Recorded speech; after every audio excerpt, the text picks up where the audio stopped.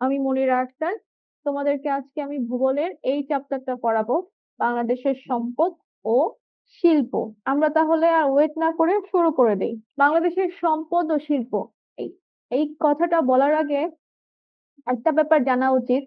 সেটা হচ্ছে যে কোনো দেশের একটা বড় ব্যাপার হচ্ছে, মানে বড় শক্তি হচ্ছে সম্পদ। শিল্প সম্পদের মধ্যেই পড়ে। আর যে কোনো দেশের একটা বড় সম্পদ, যেমন এখন রাশিয়ারা খুব ক্ষমতাশীল, তাই না? এই ক্ষমতা কি জন্য দেখায়? ওদের ওখানে অনেক তেল আছে, ঠিক আছে? এই সম্পদটা আছে বলেই তাদের ক্ষমতা অনেক বেশি।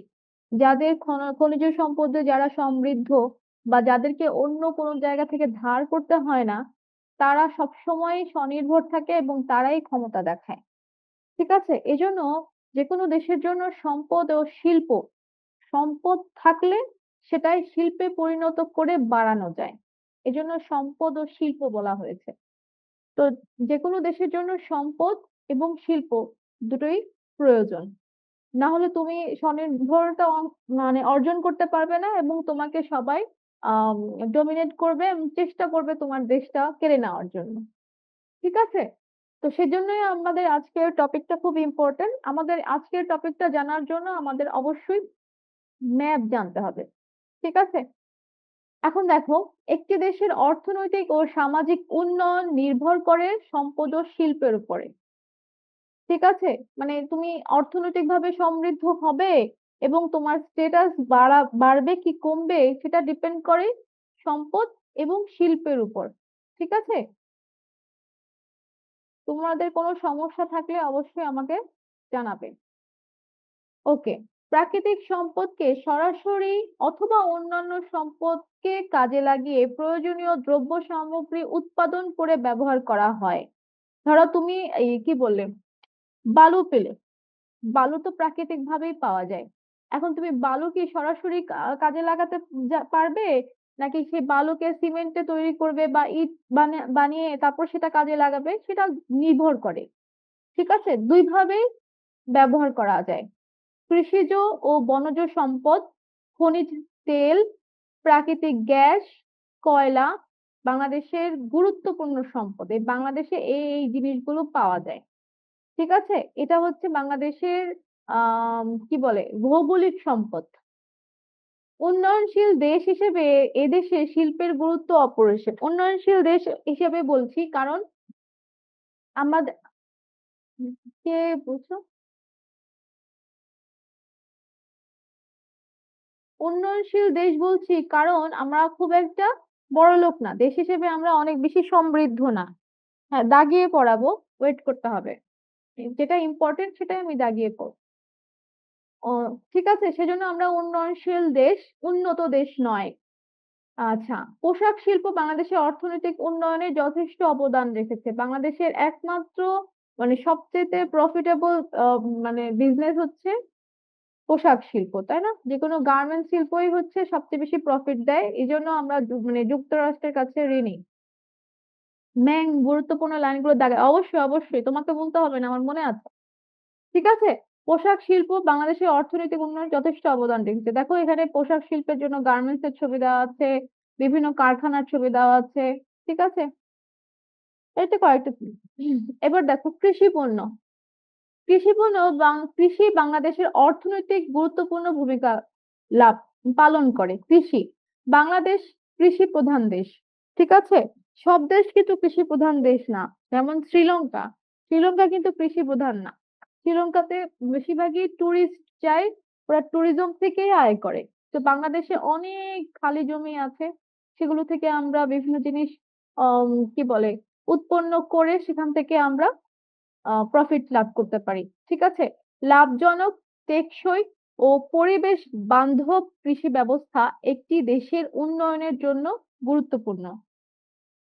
এখন তুমি ধরো একটা জমিতে ভুট্টা চাষ হয়, এখন সেই জমিতে কি পরিমাণ ভুট্টা চাষ করলে লাভ হবে, বিদেশে রপ্তানি করা যাবে এবং ওই জমিটার ক্ষতি হবে না, সেটা চিন্তা করে ওই জমিতে ভুট্টা চাষ করাটাকেই বলেছে লাভজনক, টেকসই এবং পরিবেশ বান্ধব কৃষি ব্যবস্থা একটি দেশের জন্য গুরুত্বপূর্ণ, যেহেতু আমাদের গুরুত্বপূর্ণ ভূমিকা রাখে অর্থনীতিতে।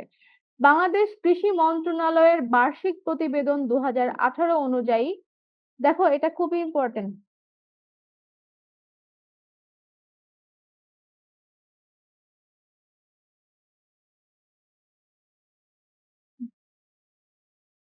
2018 অনুযায়ী 2017-18 অর্থ বছরের জিডিপিতে সার্বিক কৃষি খাতের অবদান 14.10%। খুবই ইম্পর্টেন্ট, এই এই বিষয়গুলো মাথায় রাখতে হবে, এগুলোতে অবজেক্টিভ আসতে পারে। ঠিক আছে,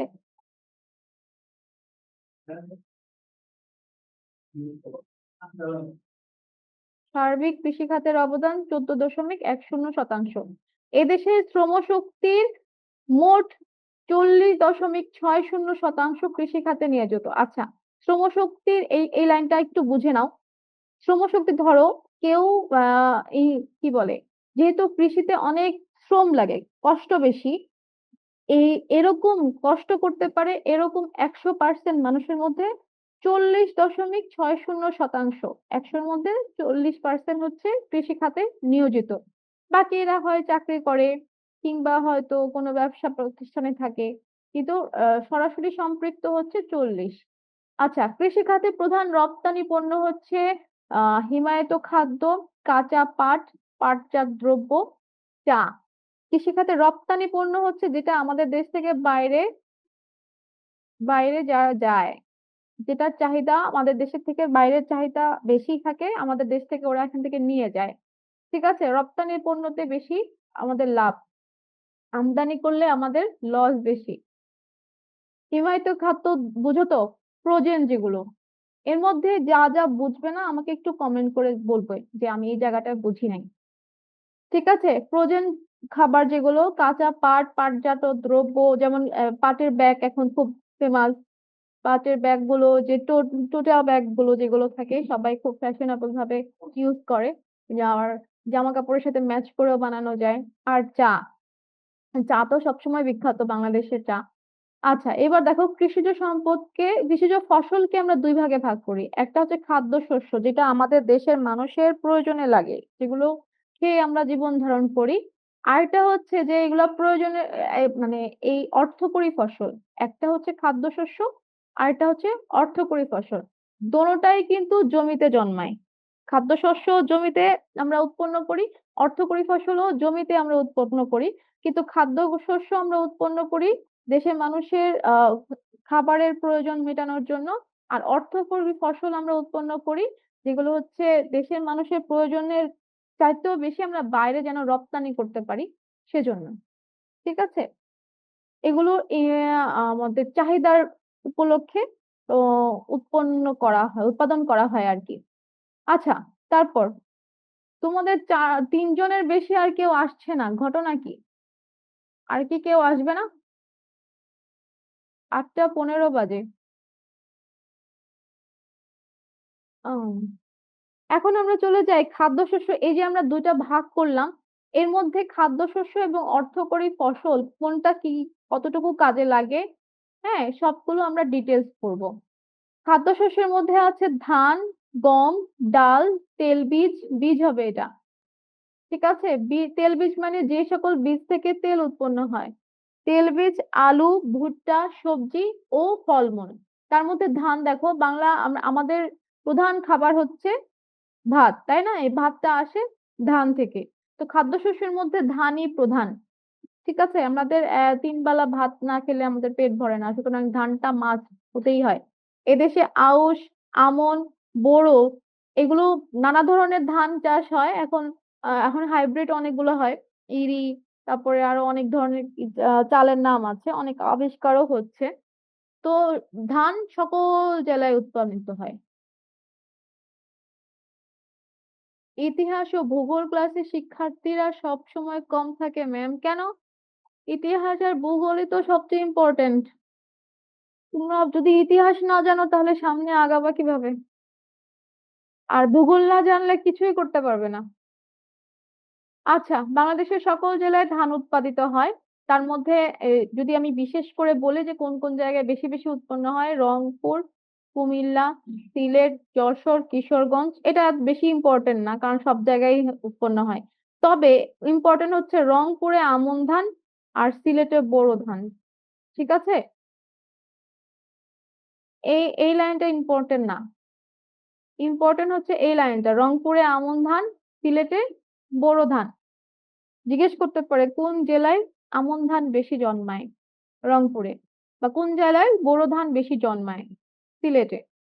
ঠিক আছে, তারপরেও ইম্পর্টেন্ট দেখো, ধান চাষের জন্য আমাদের তাপমাত্রা প্রয়োজন 16 থেকে 30, এটাও অবজেক্টিভে আসতে পারে। আর বৃষ্টি প্রয়োজন 100 থেকে 200 সেন্টিমিটার। ঠিক আছে, এবছর অনেক বেশি বৃষ্টি হয়েছে, আশা করি ফলন ভালো হবে। নদী অববাহিকায় পলি মাটি, কোন ধরনের মাটি ধান চাষের জন্য বিশেষ উপযোগী? তখন কি বলবে? নদী অববাহিকায় পলি মাটি। দেখবা নদীর পাশে একটু বালু বালু মাটি থাকে, সেই মাটিটাই হচ্ছে ধান চাষের জন্য। আর বাংলাদেশে প্রায় পুরোটাই নদী, তাই না? বাংলাদেশে প্রায় জেলাতেই নদী আছে, বা নদীর পাশে হয়তো কোনো জেলাটা হবে। তা সুতরাং বাংলাদেশের সকল জেলায় ধান ভালো জন্য, এজন্যই বলেছে। আচ্ছা, এটা হচ্ছে ধান চাষের উপযোগী অবস্থা, এরকম মানে তাপমাত্রা থাকতে হবে, এরকম বৃষ্টি থাকতে হবে, আর এরকম মাটি থাকতে হবে, তাহলেই হচ্ছে ধান চাষ ভালো হবে। এরপরে দেখো গম। গম হচ্ছে ধানের পরে, কারণ যাদের ডায়াবেটিস তাদের 2 বেলা রুটি খেতে হয়, আবার অনেকে সকালবেলা রুটি প্রেফার করে, রুটিটা পছন্দ করে, সুতরাং গমটা হচ্ছে দ্বিতীয়তে। বর্তমানে খাদ্যশস্যের প্রয়োজনীয়তায় বাংলাদেশের সব অঞ্চলেই গম চাষ হয়। মোটামুটি মানে যেহেতু চাহিদা বেড়ে গিয়েছে, সব অঞ্চলে গম চাষ হয়, তবে উত্তরাঞ্চলে আমি নিজেও দেখেছি, দিনাজপুরে প্রচুর গম চাষ হয়, মানে মাইলকে মাইল শুধু গম আর গম। দিনাজপুর, রংপুর, পাবনা, রাজশাহী, কুষ্টিয়া, যশোর, বগুড়া, উত্তরাঞ্চলে বেশি গম চাষ হয়। তাহলে কি দরকার গম চাষের জন্য? গম চাষের জন্য দরকার 16 থেকে 22 ডিগ্রি সেলসিয়াস তাপমাত্রা, অবজেক্টিভে আসতে পারে। সাধারণত গম চাষের জন্য কি ধরনের কি তাপমাত্রা বা কেমন তাপমাত্রা প্রয়োজন? 16 থেকে 22। আবার বলতে পারে কতটুকু বৃষ্টিপাত প্রয়োজন? 50 থেকে 75। ঠিক আছে, এ কারণে বাংলাদেশের বৃষ্টিহীন শীত মৌসুমে পানি সেচের মাধ্যমে গম চাষ ভালো ভালো হয়, কারণ মানে শীত মৌসুমে গম চাষটা তেমন ভালো হতে পারে না যদি যদি পানি সেচ না করো, পানি না দাও। ঠিক আছে, তাহলে গম হবে না। আর গমের জন্য মাটি প্রয়োজন উর্বর দোআঁশ মাটি। গম চাষের জন্য বিশেষ এটাও আসতে পারে, বা গম চাষের জন্য কি ধরনের মাটি প্রয়োজন। এরপরে দেখো আর কি কি আছে, খাদ্যশস্য বলেছিলাম, তেল বীজ, যেমন তিল থেকে তেল হয়, সরিষা থেকে তেল হয়, বাদাম থেকে তেল হয়, তিসি থেকে তেল হয়, এই জন্য এগুলো হচ্ছে তেল বীজ। এবং ডাল, ডালের মধ্যে অনেক ধরনের ডাল আছে, মসুর, মুগ, মটর, মাসকলাই, খেসারি, মানে ডালকে বলে গরিবের মাংস। ঠিক আছে, গরিবের মাংস কেন বলে? মাংসে প্রোটিন থাকে, যারা মাংস খেতে পারে না তারা ডাল খায়, এই জন্য ডালকে বলা হয় গরিবের মাংস। আর এই জন্য ডালের উৎপাদনটা বেশি, অনেক বাসায় প্রতি বেলায় আমরা ডাল খাই।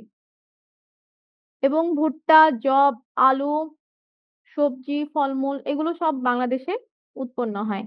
বাংলাদেশের শীতকালে এসব খাদ্যশস্য কম খরচে চাষ করা যায়, দেখবে শীতকালে প্রচুর সবজি খেতে পারি আমরা, প্রচুর সবজি, ফুলকপি, তারপরে টমেটো, এখন অবশ্য সারা বছরই পাওয়া যায়, কিন্তু শীতকাল হচ্ছে মেইন সিজন, হচ্ছে শীতকালে। তখন আর বৃষ্টিরও যেহেতু শীতকালে এগুলো হয়, তখন বৃষ্টির একটা ব্যাপারটা তখন আর থাকে না, পানি সেচেরও বিশেষ প্রয়োজন হয় না, বৃষ্টি বেশি মানে বৃষ্টির পানি বেশি দরকার হয় না, তাহলে আর পানি সেচের দরকার কি? বিদ্যুৎ খরচ কম হয়, ফলে কৃষকের কৃষিপণ্য বিক্রয়ে অধিক লাভবান হওয়ার সুযোগ থাকে, কারণ তুমি ইনভেস্ট করছো কম। ঠিক আছে, যেহেতু তোমার বিদ্যুৎ খরচ লাগছে না, পানি সেচের জন্য পানির দরকার পড়ছে না, তোমার বাড়তি কোনো মানে কোনো সমস্যাই তুমি দেখছো না, তাহলে তোমার ইনভেস্ট করতে হচ্ছে কম, লাভ হচ্ছে বেশি। এই জন্য বলেছে কৃষি পণ্য বিক্রয়ে অধিক লাভবান হওয়ার সুযোগ থাকে। এবার একটু বাংলাদেশের ম্যাপটা দেখো। এই যে আমি বলেছিলাম, উত্তরাঞ্চলে ধান দেখো সারা পুরোটাতেই হয়, দেখেছো? আবার এই যে গমের চিহ্ন দেয়া আছে, গমগুলো দেখো শুধু দিনাজপুর, এখানে এখানে এখানে গমের চিহ্নটা দেখেছো? বগুড়া, নওগাঁতে হয় না, রাজশাহীতে হয়। দেখেছো গমের চিহ্নগুলো? আবার দেখো নিচে দেখো, পাবনায়, পাবনায় একটু হয়, ফরিদপুরে একটু হয়। ঠিক আছে, কিন্তু বেশি হয় এই উত্তরবঙ্গে। উত্তরবঙ্গে বলতে যে ঠাকুরগাঁও, এটা হচ্ছে উত্তরবঙ্গ, আর এটা হচ্ছে দক্ষিণবঙ্গ। ঠিক আছে, কারো কোনো সমস্যা আছে এই পর্যন্ত? কারো কোনো সমস্যা থাকলে প্লিজ কমেন্ট করো। তোমরা কি বুঝতে পেরেছো? না বুঝে থাকলে কোথায় বোঝো নাই আমাকে একটু বলো। কেউ কিছু বলছো না? তোমরা আছো তো নাকি? ক্লিয়ার? জি, বুঝতে পারছি। ক্লিয়ার। এত কম স্টুডেন্ট নিয়ে আমি কখনোই ক্লাস করি নাই, 4 জন মাত্র। খুবই লজ্জাজনক। আচ্ছা, এই পর্যন্ত বলছিলাম, তাহলে আমাদের খাদ্যশস্য কমপ্লিট। আমরা এখন যাব অর্থকরী ফসলে। দেখো অর্থকরী ফসলে ইংরেজি কি? Cash or commercial crops. যে শস্য দিয়ে, যেই ফসল দিয়ে আমরা অর্থ বা টাকা ইনকাম করি, সেটাই হচ্ছে অর্থকরী ফসল। এই যে আমি যেটা বলেছি সেটাই, যে সকল ফসল সরাসরি বিক্রির জন্য চাষ করা হয় তাকে অর্থকরী ফসল বলে। অর্থকরী ফসলের মধ্যে আমি আগেই তোমাদের একটা লিস্ট দেখিয়েছিলাম, এখানে দেওয়া ছিল। পাট, চা, ইক্ষু, ইক্ষু মানে আখ, তুলা, তামাক ও ফুল। এবার দেখো পাট। পাট হচ্ছে প্রধান 1 নাম্বার অর্থকরী ফসল। বাংলাদেশে সাধারণত 2 প্রকার পাট চাষ হয়। একটা হচ্ছে দেশি, এটাও কিন্তু ইম্পর্টেন্ট। কয় প্রকার পাট চাষ হয়? তোষাপাত। ঠিক আছে, রংপুর, ময়মনসিংহ, ফরিদপুর, কুমিল্লা, যশোর, ঢাকা, কুষ্টিয়া, জামালপুর, টাঙ্গাইল, পাবনা। একটু ম্যাপ দেখে মিলিয়ে মিলিয়ে জায়গাগুলো নিলে তোমাদের মুখস্থ করার দরকার পড়বে না। ঠিক আছে, যখনই ভূগোল পড়তে নিবে অবশ্যই হাতে একটা ম্যাপ রাখবে। ম্যাপ রাখলে ম্যাপের সাথে সাথে মিলিয়ে মিলিয়ে যে হ্যাঁ, তাহলে তোমাদের একদম এটা মনে গেঁথে যাবে। তোমাদের আর মুখস্থ করার দরকার পড়ে না। আর এটা যদি আসেও, তোমরা পারার কথা। ঠিক আছে, পাট চাষের জন্য, পাট উষ্ণ অঞ্চলের ফসল, মানে যেখানে গরম বেশি। দেখো ঢাকায় গরম গরম বেশি, কুষ্টিয়া গরম বেশি, ফরিদপুরের দিকে সব যেদিকে গরম বেশি সেদিকে উষ্ণ অঞ্চলের ফসল। হ্যাঁ, এটাও অবজেক্টিভে আসতে পারে যে পাট কোন অঞ্চলের ফসল। পাট চাষের তাপমাত্রা লাগে 20 থেকে 35, আর বৃষ্টিপাত লাগে 150 থেকে 250 সেন্টিমিটার। আর মাটি প্রয়োজন নদী অববাহিকার পলিযুক্ত দোআঁশ মাটি। দেখো মাটি কিন্তু কয়েক প্রকারের হয়। কয়েকটা আছে যে শুধু বালি বালি, ওটাতে কোনো কোনো কোনো ফসলই হবে না। কিন্তু আরেকটা আছে বালির সাথে মাটিও আছে এবং ওই মাটিটা খুব উর্বর। ঠিক আছে, সেটার জন্য সেটাতেই পাট জন্মায়। শুধু পলিযুক্ত, পলিযুক্ত মানে বালি বালি থাকে। আর দোআঁশ মাটিটা হচ্ছে খুব আইডিয়াল মাটি। ঠিক আছে, এটা হচ্ছে পাট চাষের উপযোগী অবস্থা। এবার দেখো পাট চাষ কোথায় কোথায় হয়। দেখো বলেছিলাম যে ম্যাপের সাথে মিলিয়ে মিলিয়ে নেবে। পাট, এই যে এটা পাটের চিহ্ন, চায়ের চিহ্ন, ইক্ষুর চিহ্ন। এবার দেখো পাট কোথায় কোথায় হয়। এই যে এখানে পাট হয়, এখানে হয়, এখানে হয়, এখানে এখানে এখানে। দেখতে পেয়েছো? আবার চা কোথায় হয় দেখো, চা সিলেটে, সিলেট, হবিগঞ্জ, মৌলভীবাজার, পঞ্চগড়ের দিকেও চা হয়। এই যে এই জায়গাটাও চা হয়। আর চিটাগাং এর দিকে চা হয়, এই যে।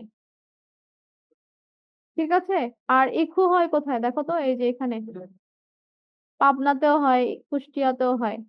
কোনো সমস্যা থাকলে বলো। ওকে, এবার দেখো ইক্ষু মা আখ। চিনি ও গুড় উৎপাদনের জন্য আখ বাংলাদেশের গুরুত্বপূর্ণ ফসল। ঠিক আছে, ইক্ষু চাষের জন্য সমতল ভূমি প্রয়োজন। সমতল ভূমি মানে পাহাড়ি অঞ্চল হলে হবে না, জায়গাটা প্লেন হতে হবে। রাজশাহী, রংপুর, দিনাজপুর, পাবনা, কুষ্টিয়া, ফরিদপুর, ঢাকা, যশোর, ময়মনসিংহ। এটা এত বেশি ইম্পর্টেন্ট না, কিন্তু তোমরা যদি ম্যাপের সাথে মিলিয়ে পড়ো মনে থাকবে। যদিও আসে 1% চান্স আসার, যদিও বা আসে তোমরা পারবে। আখ উৎপাদনের জন্য 19 থেকে 30 ডিগ্রি সেলসিয়াস দরকার এবং কমপক্ষে 150 সেন্টিমিটার বৃষ্টিপাত দরকার। এটা দেখো, এটার মাটিটা ইন্টারেস্টিং। প্রথমে হচ্ছে বেলে দোআঁশ। বেলে মানে বালু বালু থেকে বেলে আসছে। এই দোআঁশ মাটিটা বেশিরভাগই বালু বালু থাকবে এবং কর্দমময় দোআঁশ আছে।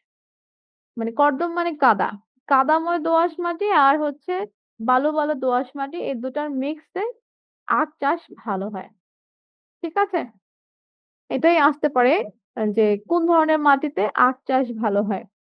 এরপর দেখো চা। চা বাংলাদেশের দ্বিতীয় প্রধান অর্থকরী ফসল। ঠিক আছে, এবং খুবই প্রাচীন। দেশে উৎপাদিত চায়ের বেশিরভাগই রপ্তানি হয়। বাংলাদেশের যে চা উৎপন্ন হয় তার বেশিরভাগই বাইরে চলে যায়।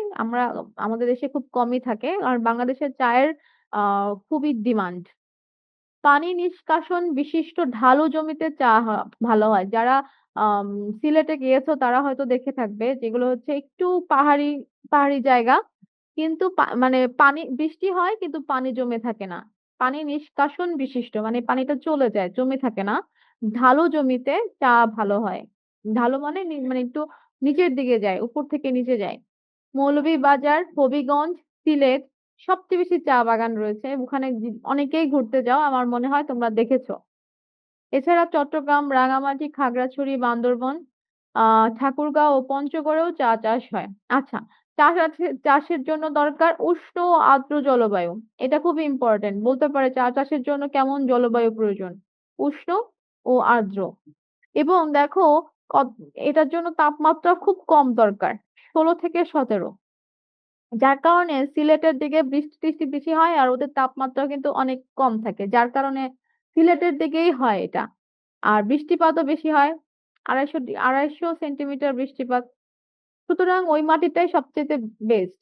উর্বর লৌহ ও জৈব মিশ্রিত দোআঁশ মাটিতে চা চাষ ভালো হয়। এটাও ইম্পর্টেন্ট, কোন ধরনের মাটিতে চা চাষ ভালো হয়।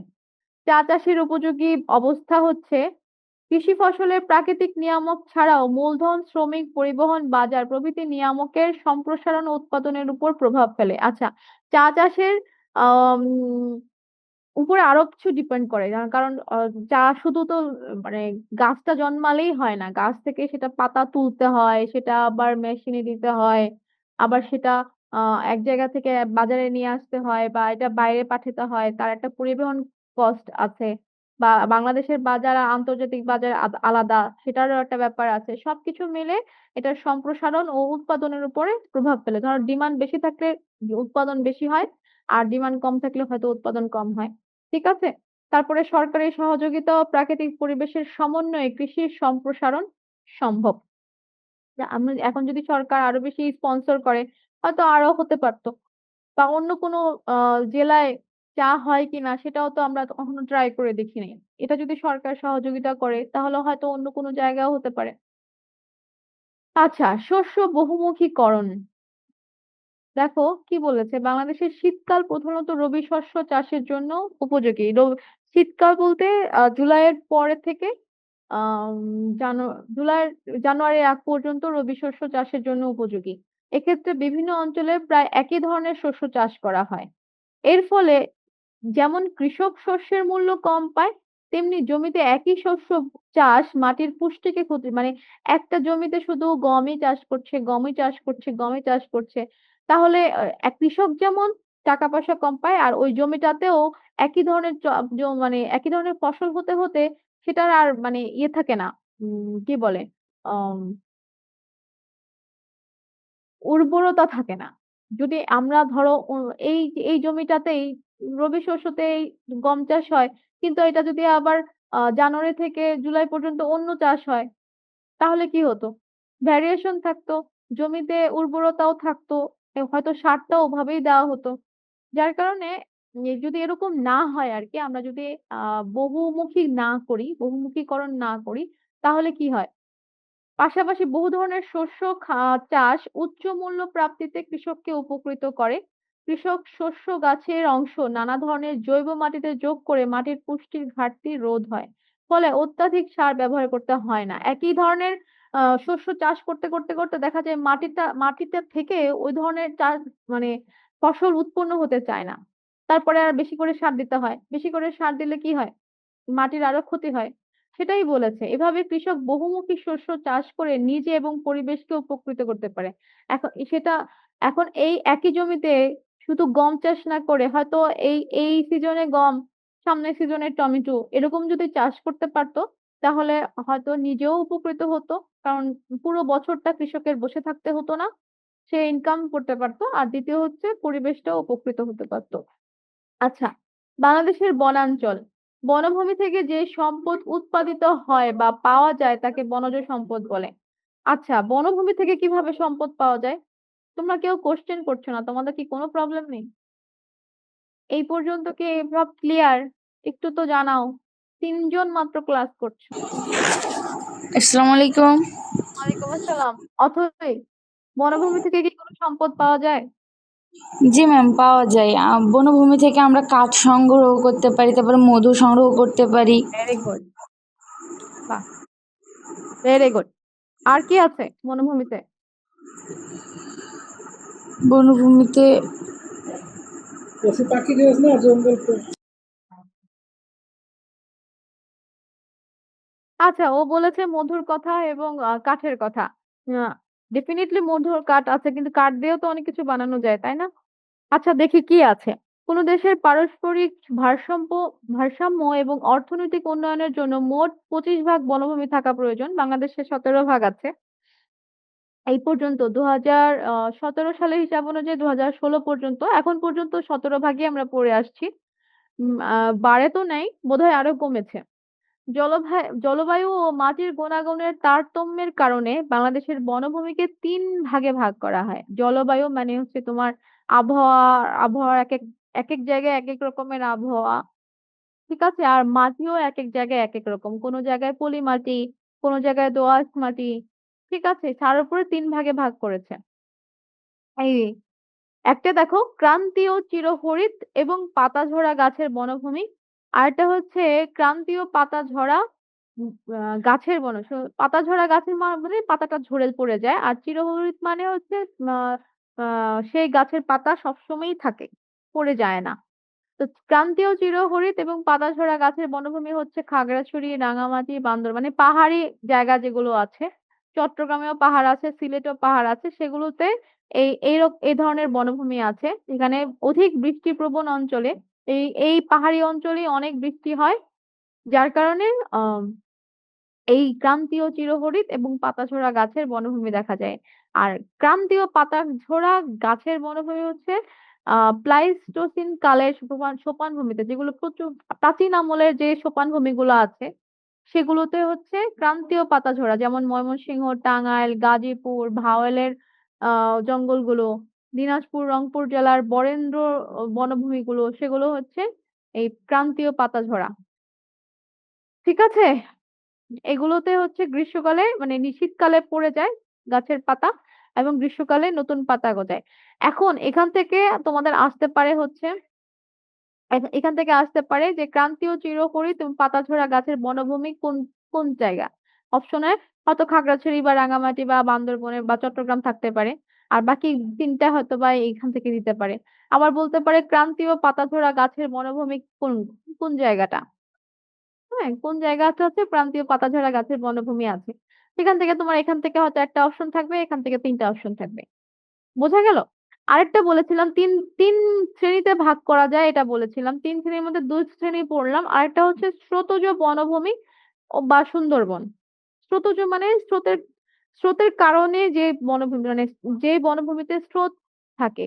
সুন্দরবনেই তো স্রোত থাকে, ঢেউ থাকে প্রচুর, তাই না?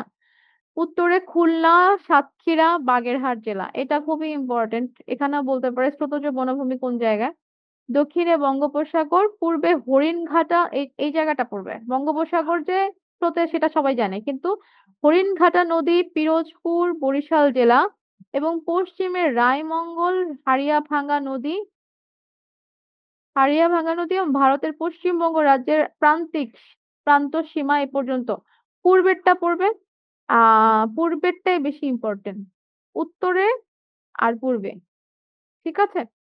খুলনা বিভাগের 6,000 কিলোমিটার এলাকা জুড়ে বিস্তৃত। এটাও আসতে পারে অবজেক্টিভে, যে খুলনা বিভাগের কতটুকু জায়গা জুড়ে স্রোতজ বনভূমি বিস্তৃত। তারপরে সমুদ্রের জোয়ার ভাটা ও লোনা পানি এবং প্রচুর বৃষ্টিপাতের জন্য এই অঞ্চল বিখ্যাত। ডেফিনেটলি সমুদ্রের সব লবণ লবণ পানিগুলো এই জায়গায় এই বনভূমিতেই থাকবে। কে কমেন্ট করেছে? হ্যাঁ। আচ্ছা দেখো, এখানে ম্যাপটা দেখে পড়লে তোমরা আরো ক্লিয়ার হয়ে যাবে। ক্রান্তীয় চিরহরিৎ এবং পাতাঝরা গাছের বনভূমিকে এরকম ডট ডট ডট দিয়ে দেখিয়েছে। আর ক্রান্তীয় পাতাঝরা গাছের বনভূমি হচ্ছে এভাবে। আর স্রোতজ বনভূমি এরকম ক্রিসমাস ট্রি এর মতো করে দেখিয়েছে। দেখো স্রোতজ বনভূমি দেখো শুধুমাত্র এইটুকু জায়গা, সুন্দরবনের জায়গাটা। আর এই ডট ডট জায়গাগুলো পাহাড়ি জায়গা, যে এই যে এই চট্টগ্রামের পাহাড়, সিলেট মৌলভীবাজারের এই জায়গাটার মধ্যে আছে। আর ক্রান্তীয় পাতাঝরা গাছের বনভূমি দেখো, এই দেখো এই যে ময়মনসিংহ, টাঙ্গাইল, তারপরে এই যে বরেন্দ্র ভূমি, এই জায়গায় বরেন্দ্র ভূমি। ঠিক আছে, আশা করি তোমরা বুঝতে পেরেছো। যদি কোনো সমস্যা থাকে আমাকে কমেন্ট করে জানাও। আচ্ছা, বিভিন্ন উদ্ভিদের বৈশিষ্ট্য ও নাম দেওয়া হলো, এগুলো কোন ভূমিতে অবস্থিত তা লেখো। এটাতে কি পারবে তোমরা? সুন্দরী, গরান, গেওয়া, ধুন্দুল, কেওড়া, গোলপাতা কোন বনভূমি? একটু বলো আমাকে, রেসপন্স করো।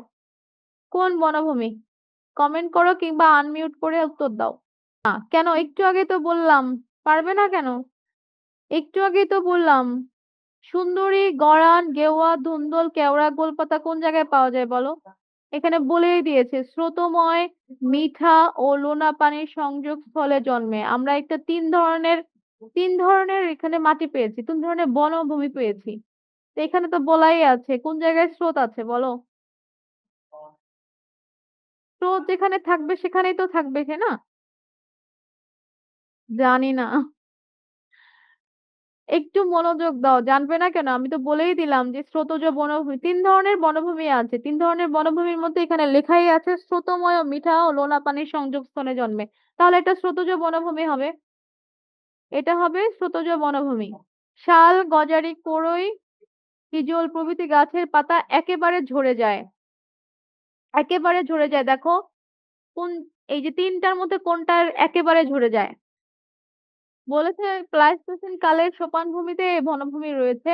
এই বনভূমিকে 2 অংশে ভাগ করা যায়: ময়মনসিংহ, টাঙ্গাইল ও গাজীপুর জেলার মধুপুর ও ভাওয়ালের বনভূমি, দিনাজপুর ও রংপুর জেলার বরেন্দ্র ভূমি। তারপর দেখো লাস্টের লাইনটা কি বলেছে, শীতকালে এই বনভূমির পাতা ঝরে যায়, গ্রীষ্মকালে আবার নতুন পাতা জন্মায়। তাহলে কি বলো? একেবারে ঝরে যায়, তাহলে কি হবে? শাল, গজারি, কড়ই, হিজল প্রভৃতি গাছের পাতা একেবারে ঝরে যায়, তাহলে কি হবে বলো? ক্রান্তীয় পাতাগোছের বনভূমি। ঠিক আছে। চাপালিশ, ময়না, তেলসুর, বাঁশ প্রভৃতি গাছের পাতা একসঙ্গে ঝরে যায় না। একসঙ্গে ঝরে যায় না কোনটা দেখো, এই যে লেখো, লেখা আছে। চিরহরিৎ এবং পাতাঝরা গাছের বনভূমি। কোন পাতাঝরা গাছের বনভূমি? একবারে পাতা ঝরে যায়। চিরহরিৎ সারা বছরই পাতা থাকে, তার মানে এটা একসঙ্গে ঝরে যায় না। ঠিক আছে, ক্রান্তীয় চিরহরিৎ এবং পাতাঝরা গাছের বনভূমি একসঙ্গে ঝরে যায় না। 3 নাম্বারটা হবে ক্রান্তীয় পাতাঝরা বনভূমি। বনাঞ্চলের গুরুত্ব, এটা খুবই ইম্পর্টেন্ট হবে সৃজনশীল প্রশ্ন 3 নাম্বারের জন্য। মানে ক, খ, গ, ঘ থাকে না, গ এবং ঘ এর সময় এই বনাঞ্চলের গুরুত্ব কোশ্চেনটা আসবে। বনজ সম্পদ দেশের অর্থনীতিতে গুরুত্বপূর্ণ ভূমিকা রাখে। বাংলাদেশের বনজ সম্পদের পরিমাণ সীমিত এবং দিন দিন কমে যাচ্ছে। অর্থনৈতিক উন্নয়ন ও প্রাকৃতিক ভারসাম্য, পরিবেশের ভারসাম্য রক্ষায় বনভূমির গুরুত্ব অপরিসীম।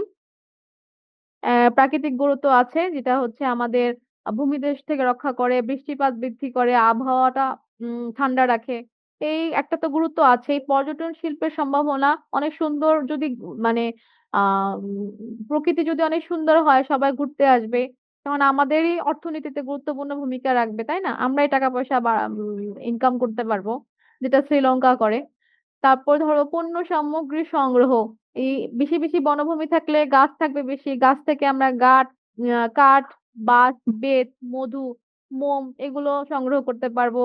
জীবজন্তুর চামড়া ও ভেষজ দ্রব্য এগুলো সংগ্রহ করতে পারবো। তারপরে এই গাছ থেকে আমরা ঘর বাড়ি ও আসবাবপত্র করতে পারবো। শিল্পের উন্নয়ন, উন্নয়ন বলতে ধরো ওই যে কচি পাতা বা কাঠ থেকে আমরা কাগজ বানাতে পারি, তারপরে দিয়াশলাই বানাতে পারি, ফাইবার বোর্ড বানাতে পারি। এই ধরনের অনেক ধরনের কাজ করতে পারি। তারপরে ধরো দুর্যোগও কম হবে, বেশি বন্যা-টন্যা হবে না। আম তারপরে আমাদের উপকূল রক্ষা করবে। মানুষেরও তো ক্ষয়ক্ষতি হয়। প্রচুর মানুষ মারা যায়, তাদের বাড়িঘর ভেঙে যায়। এ ধরনের ক্ষয়ক্ষতি থেকেও আমরা বাঁচবো। পরিবহন ও যোগাযোগ ব্যবস্থা, কাঠ সংগ্রহ করে রেল লাইনের স্লিপার, মোটর গাড়ি, নৌকা, লঞ্চ, জাহাজ ইত্যাদি তৈরি করি আমরা, তাই না? তাহলে তো আমাদেরই সুবিধা হলো। আমাদের যোগাযোগ ব্যবস্থা তো বাড়ছে, তাই না? কৃষি উন্নয়ন মানে তোমার যত বৃষ্টি হবে তখন তত তোমার ফসল ফলবে, তাই না? বৃষ্টি না হলে থাকবে হচ্ছে রোদ, রোদে সব নষ্ট হয়ে যাবে। তারপরে মাটিটাও রুক্ষ হয়ে যাবে। কিছুই ফলতে পারবে না। উৎপাদন বাড়ানোর জন্য বৃষ্টির দরকার। বৃষ্টি তখনই হবে যখন আমাদের আবহাওয়াটা আর্দ্র থাকবে। বৈদেশিক মুদ্রা যা বিভিন্ন জিনিস বিক্রি-টিক্রি করে আমরা বাইরে থেকে প্রচুর বৈদেশিক মুদ্রা অর্জন করতে পারি। সেক্ষেত্রে আমাদের দেশ সচ্ছল হবে। তাহলে খুবই ইম্পোর্টেন্ট একটা ব্যাপার। এটা ৩ নাম্বার সৃজনশীলের গ অথবা ঘ এ থাকবে। ওকে? আচ্ছা, এরপরে এইটুকু পর্যন্ত কি কেউ বুঝেছ? একটু কমেন্ট করো। তোমরা রেসপন্স না করলে আমি পড়িয়ে মজা পাচ্ছি না। এটুকু পর্যন্ত কি বুঝেছ?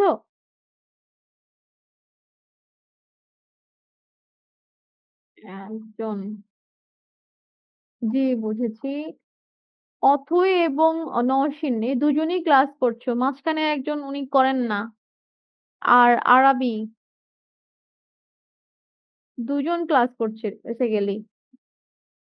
আচ্ছা, আমাদের তাহলে বনজ সম্পদ শেষ। এবারে আমরা খনিজ সম্পদের দিকে আগাতে পারি। আজকে আমরা পুরো চ্যাপ্টারটা শেষ করব না। আমরা আজকে অর্ধেক পড়ব। বাকি অর্ধেক আমরা আগামীকাল বা নেক্সট যে ক্লাস থাকবে সে ক্লাসে পড়ব। ঠিক আছে? কারণ পুরো চ্যাপ্টারটা একসাথে শেষ করা সম্ভব না। আজকে কুইজ ছিল। তোমরা কি কুইজ করবে? মাত্র আছো ২ জন। ২ জনের জন্য কি আমি কুইজ দিব? একটু কমেন্ট করো। আজকে কিন্তু কুইজ ছিল। না, একজন তো না বলছো। আরেকজন জি বলছো। তাহলে আমি কি করব বলো তো? তৃতীয় জন কিছু বলো। একজন না বলছো, একজন জি বলছো। নরমালি তোমাদের ক্লাসে কি ২-৩ জনই থাকে? আমি যেহেতু একেবারে নতুন আমি বুঝতে পারছি না। তোমাদের ক্লাসে কি মাত্র ২ জন ৩ জনই থাকে?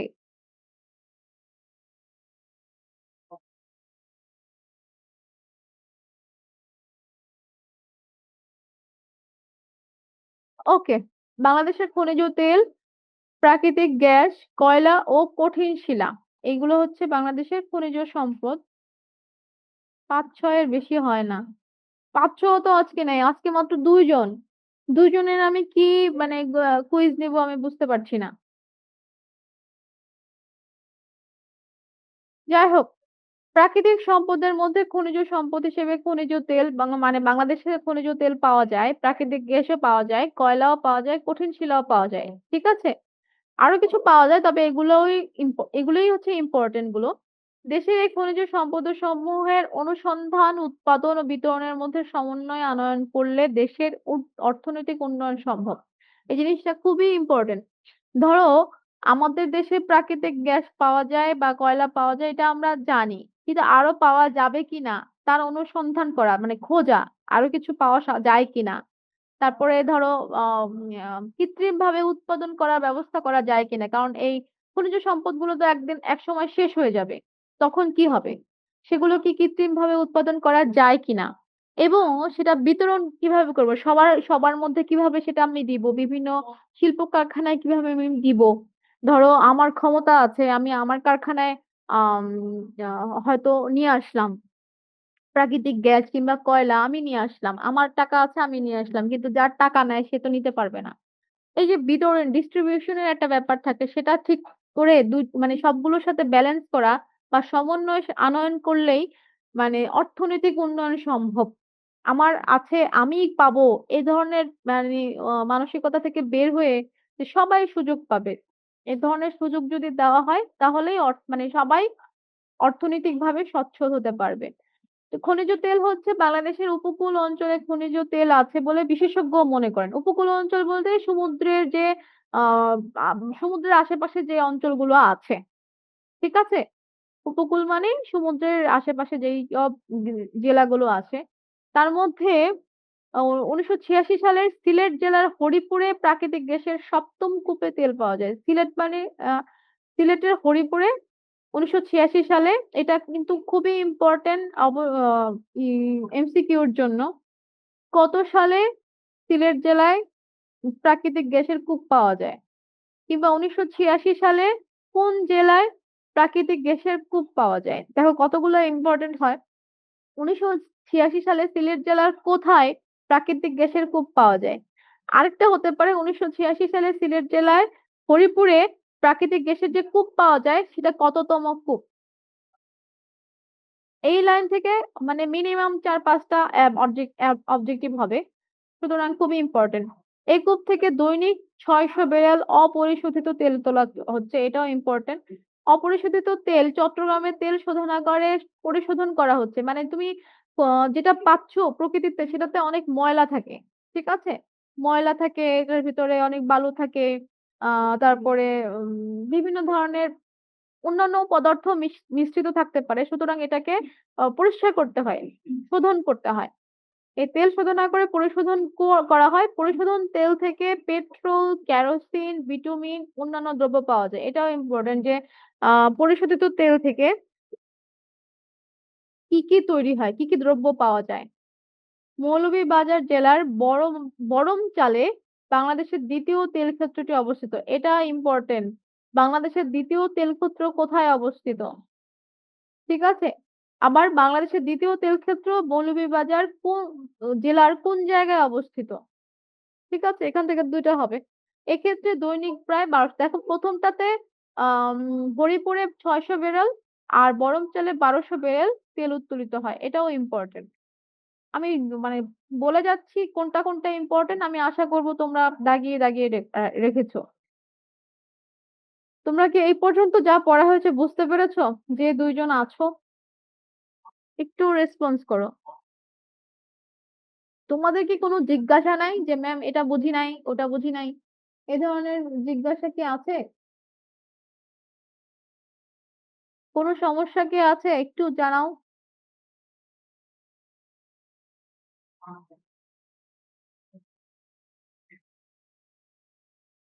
আচ্ছা, ধরে নিলাম তোমাদের কোনো সমস্যা নেই। এবার দেখো এই ম্যাপটা যখন পড়বে অবশ্যই ম্যাপের সাথে আ মিলিয়ে পড়বে, তাহলে কিন্তু অনেক ভালোভাবে মনে থাকবে।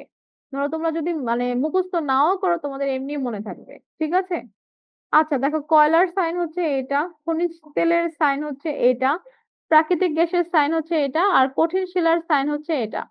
কয়লা বলেছিলাম দিনাজপুরে পাওয়া যায়, তাই না? দেখো কয়লা দিনাজপুরে, কঠিন শিলাও পাওয়া যায়। এই যে কয়লা, এই যে বড়পুকুরিয়াতে কয়লা আছে। ঠিক আছে? তারপর কঠিন শিলা আছে বগুড়াতে, এদিকেও কঠিন শিলা আছে। প্রাকৃতিক গ্যাস পাওয়া যায় এই যে এদিকে সিলেটের হরিপুর, এই যে হরিপুরে, এই যে খনিজ তেলের জায়গা এখানে। প্রাকৃতিক গ্যাস ওইদিকে পাওয়া যায় ব্রাহ্মণবাড়িয়ার দিকটা, এটা এদিকে প্রচুর পাওয়া যায়। এই যে এখানে একটু পাওয়া যায়। আশা করি তোমরা বুঝতে পেরেছো। যদি না বুঝে থাকো অবশ্যই আমাকে কমেন্ট করে জানাও। ঠিক আছে? এই মধ্যে আমরা খনিজ সম্পদের মধ্যে খনিজ তেল পড়লাম, যেটাকে ইংরেজিতে পেট্রোলিয়াম বলে। এটা পড়লাম। এখন আমরা যাব প্রাকৃতিক গ্যাস, ন্যাচারাল গ্যাস যেদিকে। প্রাকৃতিক গ্যাস হচ্ছে গুরুত্বপূর্ণ, মানে এটা আসলে খুবই গুরুত্বপূর্ণ। নাহলে তোমাদের বাসায় রান্না হবে না, এরকম অবস্থা। বাংলাদেশের মোট বাণিজ্যিক জ্বালানি ব্যবহারের প্রায় ৭১% প্রাকৃতিক গ্যাস পূরণ করে। বাণিজ্যিক জ্বালানি, বাণিজ্যিক মানে আহ বাণিজ্যিকভাবে যদি তুমি করতে চাও, ধরো কারেন্টের জন্য তোমার প্রাকৃতিক গ্যাস, গ্যাস থেকে কারেন্ট পাই আমরা, প্রত্যেকটা শিল্প কারখানায় তাই পাই। এবং আমরা গ্যাস থেকে চুলা যে জ্বলে সেটাও এখান থেকেই জ্বলে। ঠিক আছে? মানে সব বাণিজ্যিক ব্যাপারে গ্যাস ব্যবহার হয় ৭১%। খুবই ইম্পর্টেন্ট, এমসিকিউ হিসেবে আসতে পারে। দ্বিতীয়ত হচ্ছে গ্যাস ক্ষেত্র হচ্ছে ২৭টি, এটাও ইম্পর্টেন্ট। এই পর্যন্ত আবিষ্কৃত গ্যাস ক্ষেত্রের সংখ্যা ২৭টি। তার মধ্যে হচ্ছে গ্যাস ক্ষেত্রগুলোর উত্তোলনযোগ্য সম্ভাব্য ও প্রমাণিত মজুদের পরিমাণ ২৭.৮১ ট্রিলিয়ন ঘনফুট। এই জায়গাটা একটু বোঝার ব্যাপার আছে। উত্তোলনযোগ্য মানে জমা আছে কিন্তু তুমি মানে উঠাতে পারবে কিনা। হ্যাঁ? কারণ ওঠাতে অনেক খরচের ব্যাপার, অনেক বেশি প্রযুক্তি ব্যবহার করতে হয়, অনেক ধরনের মেশিন ব্যবহার করতে হয়, সেগুলো বাংলাদেশ এফোর্ড করতে পারবে কিনা সেটার উপরে একটা ব্যাপার আছে। এরা উত্তোলনযোগ্য, সম্ভাব্য ও প্রমাণিত মজুদ মজুদ মানে ওখানে জমা আছে ২৭.৮১ ট্রিলিয়ন ঘনফুট। হ্যাঁ, এইটুকু আমরা হয়তো উত্তোলন করতে পারবো। ঠিক আছে, আর এটুকুই মজুদ আছে। আরো হয়তো আছে, কিন্তু আমরা উত্তোলন করতে পারবো কিনা আমাদের মানে ওই ধরনের সামর্থ্য আছে কিনা আমরা জানি না। এর মধ্যে ১৯৬০ থেকে জুন ২০১৮ পর্যন্ত ১৫.৯৪ ট্রিলিয়ন ঘনফুট উত্তোলন করা হয়ে গিয়েছে। এই ২৭ এর মধ্যে ১৫.৯৪ উত্তোলন করা হয়ে গিয়েছে। বাকি আছে ১১.৯২ ট্রিলিয়ন ঘনফুট প্রমাণিত মজুদ গ্যাস অবশিষ্ট রয়েছে। ঠিক আছে? আরো কি গ্যাস ক্ষেত্র আছে কিনা সেটাও আমাদের দেখতে হবে। কারণ আমাদের যেটুকু মজুদ ছিল তার মধ্যে বেশিরভাগই খরচ করা হয়ে গেছে। অনাগত ভবিষ্যতের জন্য আমাদের কিছুই রাখি নাই আমরা। সুতরাং তাদের জন্য কি করা যায় সেটা আসলে চিন্তা করার বিষয়। বর্তমানে ২১ টি গ্যাস ক্ষেত্রের ১২২ টি কূপ থেকে গ্যাস উৎপাদিত হচ্ছে। খুবই ইম্পোর্টেন্ট। ২৭ টা তোমার গ্যাস ক্ষেত্র, তার মধ্যে ২১ টা গ্যাস ক্ষেত্রের ১১২ টি কূপ থেকে গ্যাস উৎপাদিত হচ্ছে। হ্যাঁ? তো এখান থেকে ইম্পোর্টেন্ট এমসিকিউ আসতে পারে যে কয়টা গ্যাস ক্ষেত্র থেকে গ্যাস উৎপাদিত হচ্ছে। শুধু যদি গ্যাস ক্ষেত্র আসে গ্যাস ক্ষেত্র, আর যদি কূপ আসে কয়টা কূপ থেকে গ্যাস উৎপাদিত হচ্ছে ১১২ টি। ২০১৭-১৮ অর্থবছরে ৯৬৮.৭ বিলিয়ন ঘনফুট গ্যাস উত্তোলিত হয়েছে। এটাও ইম্পোর্টেন্ট। ২০১৭-১৮ অর্থবছরে কতটুক গ্যাস উত্তোলিত হয়েছে। আচ্ছা, এটা ইম্পোর্টেন্ট আছে। ইম্পোর্টেন্ট হচ্ছে উৎপাদনরত ইম্পোর্টেন্ট না, উৎপাদন স্থগিত কোনটা সেটা ইম্পোর্টেন্ট। ঠিক আছে? গ্যাস ক্ষেত্র আছে বাখরাবাদ, হবিগঞ্জ, সিলেট, কৈলাসটিলা, রশিদপুর, তিতাস, নরসিংদী, মেঘনা, সালদা নদী, জালালাবাদ, বিয়ানীবাজার, ফেঞ্চুগঞ্জ, মৌলভীবাজার, বিবিয়ানা, বাঙ্গুরা, শাহবাজপুর, সেমতাং, সুন্দরপুর, শ্রীকাইল, বেগমগঞ্জ, রূপগঞ্জ এগুলোতে উৎপাদন চলছে। আর উৎপাদনে যায়নি কুতুবদিয়াতে আবিষ্কৃত হয়েছে, কিন্তু এখনো উৎপাদনে যায়নি। আর উৎপাদন স্থগিত হচ্ছে, মানে বন্ধ হয়ে গেছে উৎপাদন। ছাতক, কামতা, সাঙ্গু, ফেনী। আর নতুন আবিষ্কৃত হয়েছে ভোলা। তাহলে কয়টা পড়লাম খনিজ সম্পদ? একটু কমেন্ট করো, কমেন্ট না করলে আমি পড়াবো না আর। কয়টা পড়লাম খনিজ সম্পদ? কয়টা পড়লাম খনিজ সম্পদ এবং কি কি? আমি ভূতের মতো একাই বকবক করে যাচ্ছি। নেক্সট ক্লাসে যারা ক্লাস করো তাদেরকে অবশ্যই বলে দিবে। আমি এই চ্যাপ্টারের উপরে কুইজ নিব। পুরো চ্যাপ্টারটার উপরেই কুইজ থাকবে। আজকে আমি 10টা রেডি করেছিলাম। আমি পুরো চ্যাপ্টারটা শেষ করে 20টা কুইজ নিব একসাথে। সুতরাং আজকে যারা ক্লাস করেনি তাদেরকেও বলে দিবে। তোমরাও আজকে ক্লাস করো নাই, শুধু অন করেছিলে। বুঝতে পেরেছি। কোনো কমেন্টই করছো না। নসীন এবং কি যেন অথই, বলো কি কি পড়িয়েছি? জানি না, সরি। বুঝতে পেরেছি তোমরা ছিলে না। ঠিক আছে, আজকে এই পর্যন্তই থাক। আশা করি আগামী ক্লাসে তোমরা জানবে এবং আমি কুইজ দিব। কুইজটা ভালো করে পারতে হবে। ঠিক আছে, আজকে আমরা পড়েছি অর্থকরী ফসল, খাদ্যশস্য, অর্থকরী ফসল, বনজ সম্পদ এবং খনিজ সম্পদ। ঠিক আছে, তোমাদের হোমওয়ার্ক থাকবে, তোমরা রিডিং দিবে। আর এখানে এই যে এগুলো দেওয়া আছে টেবিলগুলো, সবগুলো টেবিল করে ফেলবে। তোমরা কি বুঝতে পেরেছো? নওশীন এবং তাসরিফা অথই, তোমরা কি বুঝতে পেরেছো? এইচডব্লিউ থাকবে টেবিলগুলো এবং রিডিং করা। আমি পড়িয়েছি খাদ্যশস্য, অর্থকরী ফসল। ওকে, খাদ্যশস্য, অর্থকরী ফসল, বনজ সম্পদ এবং খনিজ সম্পদ। ঠিক আছে, তাহলে সবাই ভালো থাকো, সুস্থ থাকো। কোনো প্রশ্ন আছে কি? ওয়ালাইকুম আসসালাম। ঠিক আছে, তাহলে আমরা শেষ করে দিচ্ছি। সবাই ভালো থেকো, সুস্থ থাকো। আসসালামু আলাইকুম।